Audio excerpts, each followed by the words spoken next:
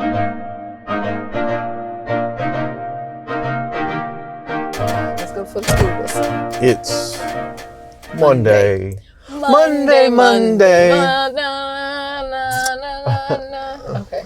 And you might be wondering, why in the hell are you so jovial on a Monday morning? Let me tell you. It is the Monday of the last week of work before our Christmas break. We got 5 days left until we're off for 2 weeks for Christmas. And I can't freaking wait. I cannot freaking wait. We just let everybody know how old we are singing that Monday song. That's fine. Okay. We're It is old. what it is. Man, and then today at work, I have to go to this lunch. Which is going to be awesome. Team lunch at Cheesecake Factory. Bro, let me tell you. I'm sure all y'all are familiar with The Office, the television show. When I first started working this job, I was like, oh my God, this is The Office in real life. And then going and doing this thing, having this lunch at a Cheesecake Factory of all places today, I'm like, this is like the most stereotypical office type of situation you could ever materialize in the real world. And I'm living it. And it's interesting. But here is what I am thinking about. And I'm super excited I'm making this video today because now I get to put something on record so everybody is aware of it. So we were talking this morning about retiring. Mm-hmm. You said you are able to retire. I believe my age would be 54. 54. Yeah. And I was like, dang, that sounds pretty good to me. Yeah. I was like, 54, that's 11 years from now, which, that sounds like a long time. But within the world of retirement age, I think that's pretty good. So I looked it up. And within the United States of America, it varies, but it generally says the average retirement age for people living in America is 62 to 65 years old. Yeah. And I was like, God, dog, 54 is amazing compared to, say, 64. That's a 10 years difference. Yeah. I'm like, I couldn't imagine working a job till I am 62 to 65 years old. Yes. I can't imagine that. I can't imagine that. And that's the unfortunate reality that a lot of our children, and we don't have kids, but the kids in the world, those are our kids because it takes a village. Our children are going into, I had to look over here because I know you were making a face. That's what our children are going into. They are going into a lifetime of laboring, being laborers. That does not sound exciting to me. Lifetime of laborious labor. Yeah, and that doesn't sound exciting to me. That sounds very scary, and I worry about their futures because this is it's draining. The older I get, the more I'm like, why did I buy into this American dream? To the Matrix. Yeah, and I just unplug yourself. Hook, line, and sinker, just sold into it and, or bought into it. And well, it's all about perspective, right? It is all about perspective. You could be living underneath the bridge right now. Correct. Or you could be working in the diamond mines or the cobalt mines for resources to build cell phones, of which you will never ever use or see. Everything is relative to the context that we have. So pretty easy. It's not really laborious because you're not really doing labor. I'm sitting at a goddamn desk looking at a computer screen all day, so it's not difficult work whatsoever. It's just if you poll it is soul crushing. There you go. If you poll people on the toll that it takes on them, whatever their work is, I'm sure mental toll. Tons of people are unhappy. Not a physical toll. Right. It's mentally debilitating. I think it's more so too, like, I love the people I work with. I think it's more so about the impact. We're like, all family here after all. Do we feel like we're making an impact, and it's hard to feel that connection, I guess, because we're so far removed from the classroom and where things are, where the numbers are happening and where the numbers matter. We know that we're doing things, and it's hard to draw that straight line to the impact we're making for kids. And so you kind of get into this mode where you're like, is what I'm doing every day, does it matter? Is it moving the needle? And that's a toll too, because everyone wants to be valued. Nobody wants to just be doing stuff and going through the motions.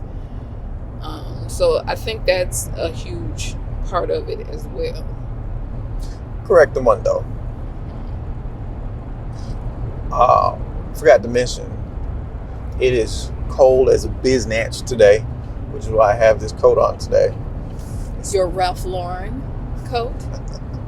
That's my Ralph Lauren coat. Oh, okay. It's like 28 degrees outside, and for us folk here in Texas, that is cold as all get out. I am a warm weather person. I like the heat. Give me 100 degree heat and sunny skies any day over this stuff below 30. I mean, it gets below 40, and I don't want to be outside whatsoever. But I just had to mention that because I hate the cold so much. Anyways, back to retiring. Yes. Speaking of age, since we led with showing our age, as I'm like that too, and I've always been more of a tropical lover. But as I get older, y'all, these hormones, I can appreciate a little cool Don't worry, breeze. I'll cut that out. Anyways, back to the retirement age being 62 to 65. Well, yeah. This is on trend to what we're talking about: aging and retirement, and this is reality, ladies. Perfect. Speaking of the retirement age of being 62 to 65 years old, and I have always been like at that age, like I'm 43 now.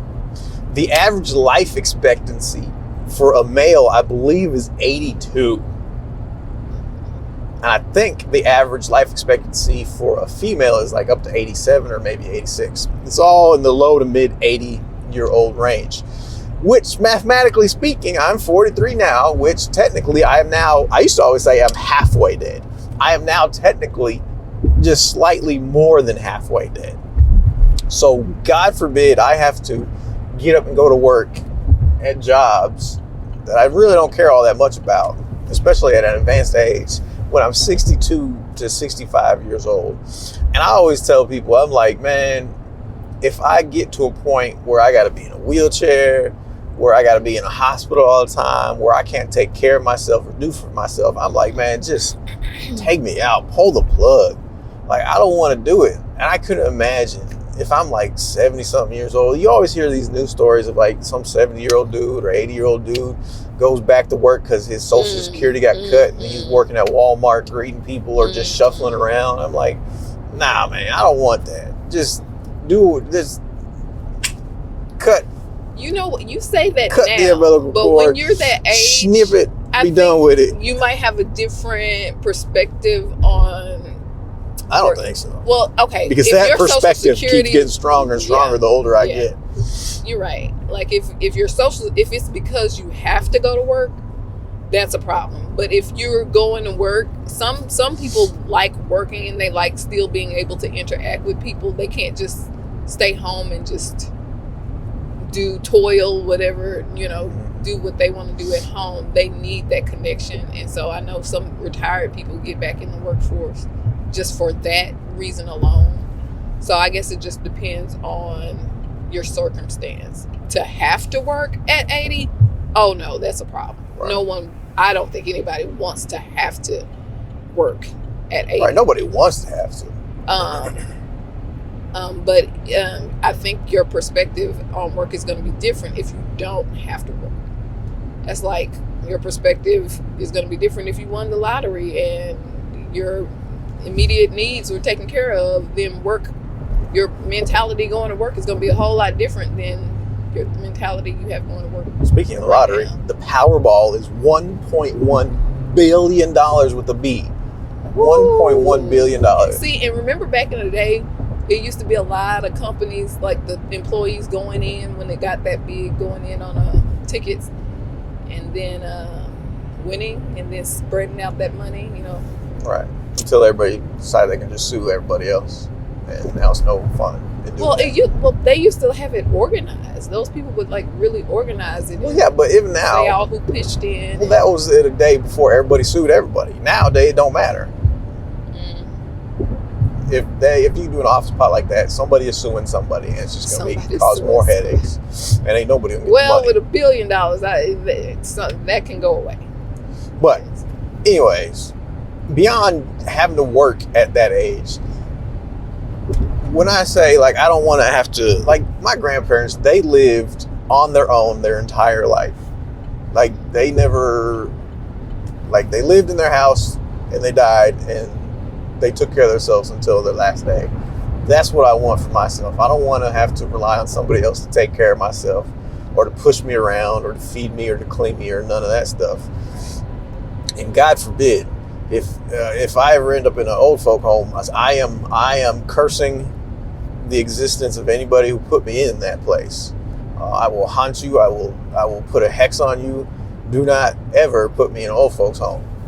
It's on record. It is on record. I don't care, but if something happens to me, if I get dementia or something like that, you never know what happens. Mm-hmm. Do not put me in an old folks home. I remember. Okay, do you think that that would be my first choice? I don't know well, who knows? Who knows what she's been plotting and playing and slow playing this. How I've considered things in my own family. Do you think that? Anyways. Okay. I say this because I will never ever forget the one time I went to an old folks home to see somebody, and it was myself and other people, and we walked up into this old folks home, and I'm standing there in the lobby, and one of the people in the old folks home comes up to me and starts begging me to let them out the door, to help them get out of the place. And I'm looking around at everybody, I'm like, is somebody gonna come? I didn't know what the heck to do. This person is like, open the door for me, please let me out. And I'm looking around like, can somebody come get this person? Like, I don't know what to do. I don't know what, I'm not gonna let you out, obviously, but still, like, that person wanted to be out of that place, whether they were mentally capable or not. And I know that's a scary thought. Yes. If I am, do not do that to me. Like I said, just put a pillow over my head while I'm asleep, do something. I don't want to have to deal with that. Well, that's not going to happen. On top of that, this is why I'm glad I'm making this video today, to put this on public record. We're not doing that. Everybody knows, and it is put out there so everybody is aware of it. So no one can be like, well, I wonder what his dying wishes were. Here we go. Let me tell you and everybody what my dying wishes are. He's so serious, y'all. Do not bury me in the ground. I do not want to be buried in the ground, in a casket. I do not want to be in a mausoleum where they have like the caskets in like a tomb just stacked on top of one another. That is what my grandparents did. They bought like I don't know if it's called a mausoleum or whatever, but it's just a building and they had just houses. It's like burying you above ground, but you're just stacked on top of people. And you walk in there and there's like a marble wall and there's like a nameplate of the person that's in that little rectangle area. Do not do that to me. Do not cremate me. Those three standard options of when someone passes away, I do not want either one of those three things to happen to me. And my energy or consciousness or whatever you want to call it. Here is what I want. And now I've amended it because now I've like, okay, I'll give you a second option. Number one option. Here's what I want to happen. Somebody build me a nice little wooden log raft, put me on that raft, push me out into a lake, an ocean, a river, not a lake, but maybe like a river or an ocean, something like that. And then just like they used to do in like them old like Viking movies or whatever it is, I want somebody to get a flaming arrow and shoot that mug up in the sky, have that land on the raft, and then I burn up and die, or not die, but I burn up on the raft, floating down the river or going through the ocean or on some form of large body of water. That is the way I would like to be disposed of. Not rotting away in the ground or being burnt up and put in a vase to sit on a mantle somewhere.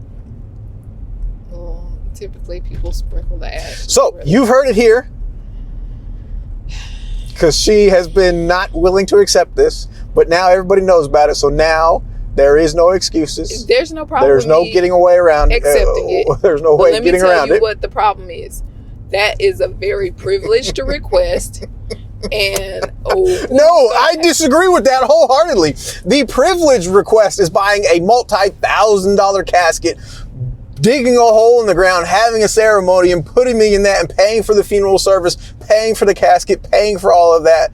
The wake that happens afterwards. That, to me, is the privileged request. What about That is the privileged request. There are lots. This would cost virtually nothing. Approvals that go into a request like what you're saying. There's a lot of you can't just burn a dead body. No, you can't in a body of water. You can't just do. People can't just do that. There is approval to do certain kind of. Yeah, I mean, there's approval to do anything if you seek it out. Yeah. What's the saying? It's better to ask for forgiveness than permission. Absolutely not. I'm not finna go to jail because you had this weird request. No. So here is the amendment to that. Oh, here's your second option. You can build like one of those, maybe 9-foot tall bonfires with a platform on top, and put my body on top of the platform, and then just burn up that as a bonfire. Similar type of methodology, but it's right there. And that way you don't have to worry about the whole getting approval for it, because now you're just I don't know that you can burn a body. Boy. Well, nobody's going to know. Oh, my God. If you just don't tell anybody that's happening. Wow. If you don't go ask the local government, hey, can we burn a dead body here? I'm sure they might say no, but if you just don't ask, they will never, ever know, and it won't be an issue. Okay. So, very privileged, because where would I get the land? Not privileged. Where would I get the property to do such thing? Just go somewhere. Go out into the desert.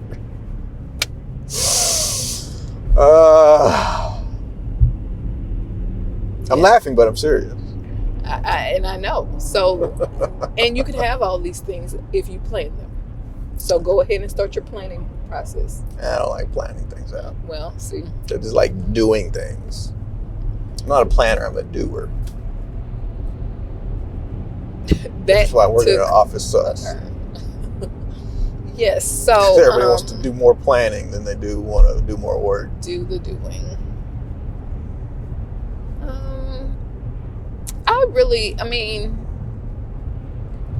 We have to acknowledge how privileged we are to work. Boy, she loves saying this word privilege. How we work, where we working. Like, there is an immense amount of privilege in that. What does that have to do with it? What does that have to do with it? And so, like, when we're complaining, I guess I'm just trying to. I'm not complaining. I'm telling you how I would like to be disposed of. Okay, no, and not be put in the ground. No, I'm going back to work. Quite a bit more expensive. I'm going back to when we were talking about working. Because you're saying it's Monday, you got to go to work. So I was going back to the work topic. Okay, well, fine. See, she's trying to change the subject on me. She don't want to acknowledge what I'm saying. I end it with, you can plan it if you want it. You can definitely the disrespect. Do that. And so the context that I'm giving is, we are privileged to be able to work where we are working and to have what we have and all those things. But we can still acknowledge that some aspects of not even our particular job, but working in general sucks. Well, the amount of hours it's not necessarily. It depends on your job. It depends what you do. Like, I love doing construction. It depends on the job. I love doing construction, and that was literally a 6-day to 7-day a week work, and I was working like 70, 80 hours a week, but I absolutely loved it, and I would do it right now. But reimagine this. What if the norm was a 20-hour work week? What if the norm was you could And pay certainly your could be bills. for like many office jobs. But no, I mean, like, instead of working what if we could work half the time, get the same amount of money, get the same amount of needs taken care of? Like, Right. just the, Yeah, the concept of work right. can be like reimagined. Like, Well, the vast majority, but but everybody says, I guess the industrial whatever complex, whatever, we've all bought into this kind of system. Basically, everyone before us has agreed to this. And it's like, I didn't choose this, y'all. All my forefathers, y'all all chose this. Y'all built this. And it's going to get worse for the kids. You know, there's this great, I'm not even going to say it's conspiracy theory, because it might be a conspiracy theory. But I believe it's true. And I wish I knew the details on it. I don't have the details on it. But it goes back to the whole work system that we have. Mm-hmm. God, I wish I could explain it in full detail and depth, but I don't. So I'll just give you my basic understanding of it is. It goes back to the automotive industry with Ford, and I want to say, what's the Dodge people? It's Stellantis now, but back in the day it was just, I forget, whoever the two brothers are that came up with the Dodge motor company. I sure don't know. But anyway, and again, this is where all the details I don't have. I've just heard it a few times. I never committed it to memory or looking deep into it. But it was vice versa, either or. I forget what it was, but I think it was, let's say, Ford was like, hey, I want to pay my employees more money and, have them work less and have a better work-life balance and all those types of things. But the other automotive company sued the other automotive company to prevent that from happening. And they sued so that they could keep the work week longer, the hours longer, and the money, less money. And that is a real thing. I don't have all the details on it. That is something I'm going to look up so I can give you the better explanation details of that for tomorrow's video, because I want to explain that appropriately and properly, because that is a very important thing where you have two giants of a certain industry, and Different one is trying to do something actually beneficial for their workforce, and the other one is trying to benefit themselves and the industry and stop the other from actually doing good. And then that branches off into the whole dystopian experience of which we all have now, going to work all day, every day. But yeah. So I'm gonna look that up and get back to you on that tomorrow. That's a huge part of my daily frustration now, is thinking about why are we all in this system, and why was this the system that was selected for us, and wanting to break out of this, I guess, matrix, so to speak. Unplug from the matrix. But understanding that it takes an immense amount of cash or an immense amount of courage. Like, you're gonna either pull away and just know that you're not gonna have what you need, or you're gonna pull away. Well, since you love throwing around the word privileged, let me throw it around back at you. Okay. It is a problem of the privileged to feel this way and to have these sort of issues. Yeah, to even be able to pause and think about it. No. What do you mean? To lament about the situation you are in and not do anything about it is a privileged position. Because if it was truly a problem, or if it was truly an issue, you would go about fixing it and not continue on the path of doing the exact same thing every single day, but complaining about it every single day as well. If it was truly a serious enough issue where like something was really life or death situation, you would do whatever it took to fix the problem or prevent yourself from being further harmed. But because we are so privileged and so have it so easy, it's a lot easier just to complain about everything than to actually do something to change it. I would agree You with understand what I'm that. saying? I do understand, and I agree with that assessment in some Turn ways. the tables. Um, but I also acknowledge that I do have a side hustle. We do have Side hustle. We are doing things to like supplement our income, and we don't know where this will take us, but it's important to us, and we're making it a priority to do something that fills us up outside of work. That pours into us as much as we pour into others. Okay. Yeah. Yeah. Yeah. That's a privileged position. Okay. Well, almost at work again today. Yep.